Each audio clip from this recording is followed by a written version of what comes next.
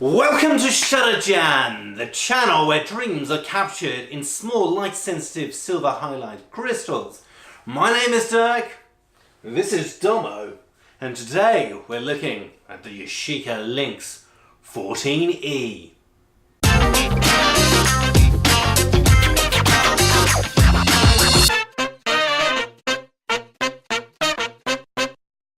The Lynx is a cool jungle cat, unlike any other cat of the jungle, which, just like its namesake suggests, has a really fast lens.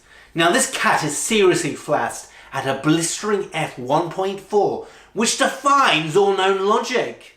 Now in some circles, people call this the angry Cyclops due to the size of this lens, and I'd have to agree with them, but this is a one-eyed monster your subject won't mind meeting. The biggest complaint about this camera often is that it's not particularly compact, but considering it was made in 1968, is that any real surprise? To be honest, this lens probably wouldn't look out of place on the Hubble telescope. Now I bought mine for about $30 off eBay about a year ago, and it's in absolutely mint condition, which is down to luck rather than my own better judgment. Now I'd say they'd probably go for a little bit more, and I'd expect you'd probably pick one up for about $90 or so. Back in the day, these would have costed around $160, which in today's money is about $1,100. However, between you and me, and possibly a tiny proportion of the internet, then these things are priceless. This is the fastest fixed lens rangefinder that was ever made. Nothing made, even in this day and age, will come close to this metal beauty. So if you have one of these, then I'd keep my mitts firmly on it and never let it out of your sight. Never, I tell you. This thing is a cult classic. The camera was made in the land of the rising sun by the fantastic Yashica Corporation. I can picture the two brothers Yoshimasa and Jizaburo, the founders of Yashica, sitting around over a cup of oolong cha, or perhaps something stronger, and planning on how to blow those fools at Nikon and Canon out of the water. And what they came up with was an absolute beast. You see, Yashica were the new kids on the block, the underdogs that we all love. All I can say is, jolly fine work, chaps. Jolly fine work.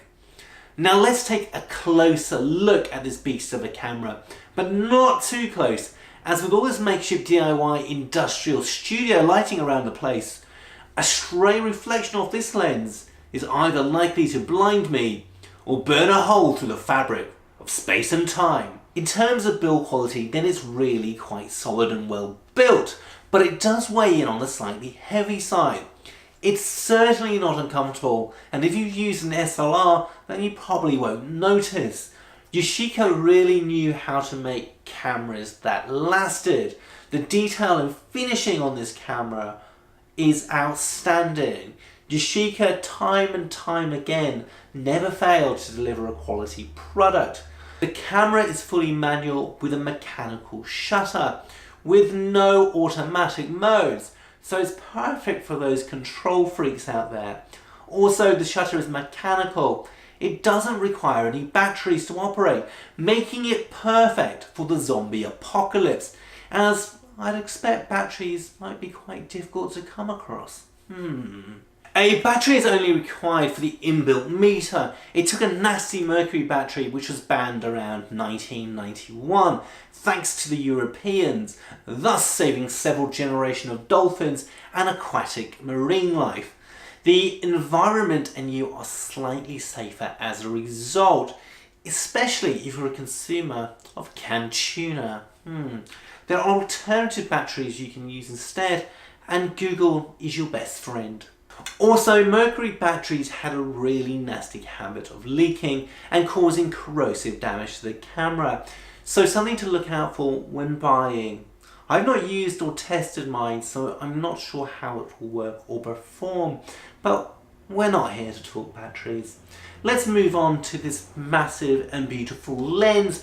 Now, some people have compared this lens to a Leica Summilux 15mm, but since I don't have access to that kind of budget or a million YouTube followers, then I'm just going to have to believe them.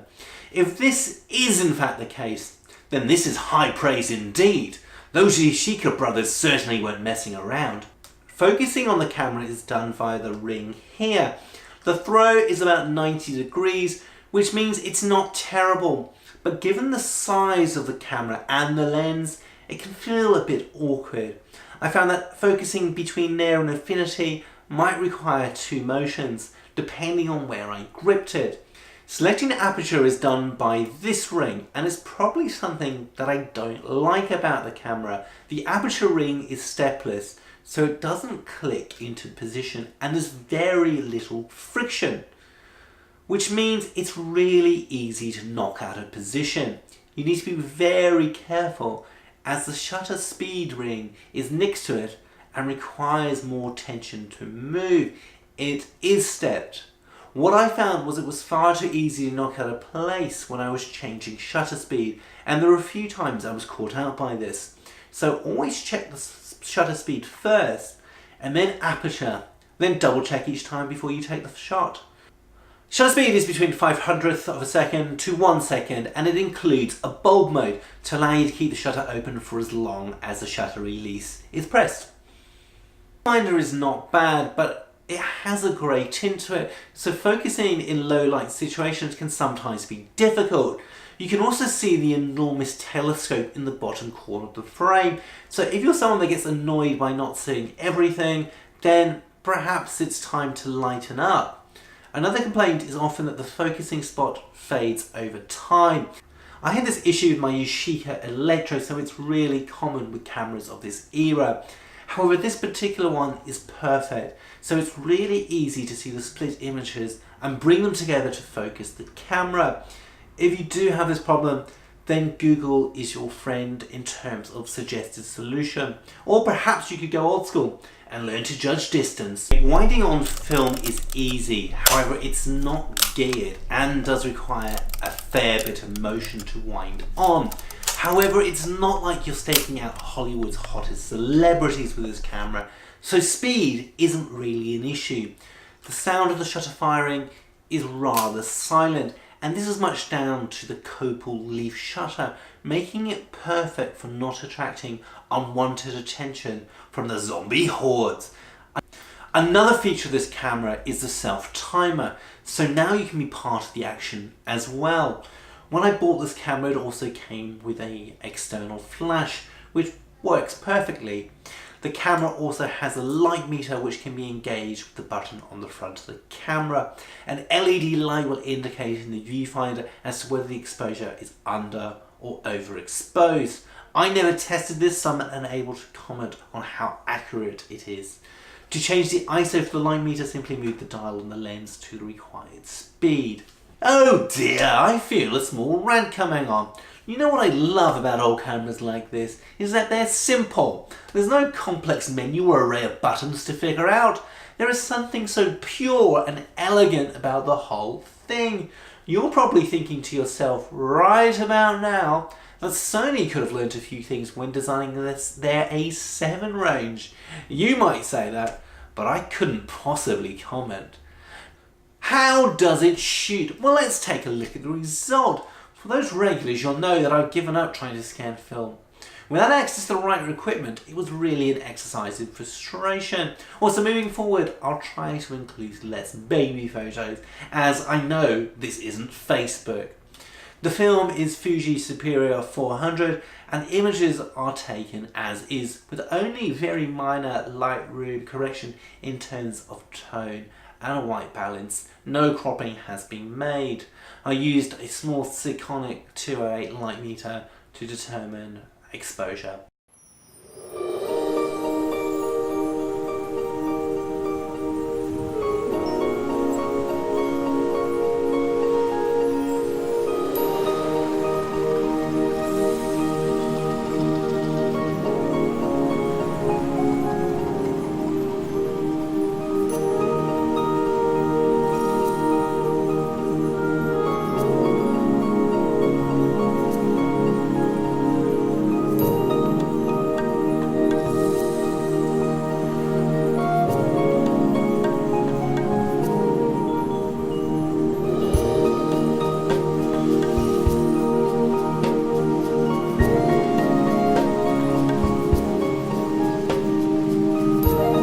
I find are quite nice, and in the hot and harsh Australian sun, I didn't really experience any issues with lens flaring that the internet had warned me about. Looks like I'll need a license for Photoshop after all.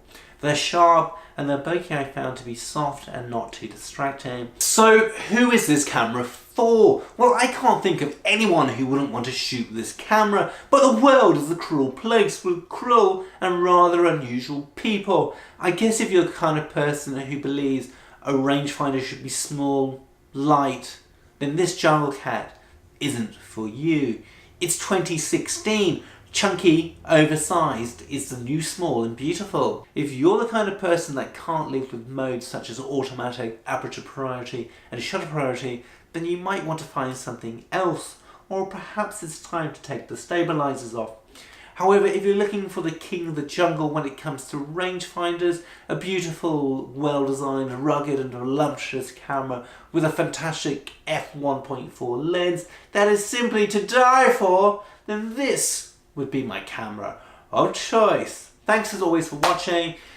Big thanks to my 34 subscribers. Oh, and if you haven't subscribed, then go on. You know you want to. I look forward to seeing you next time on Shutterjam, when we're going to be taking a look at the Zorky 4K.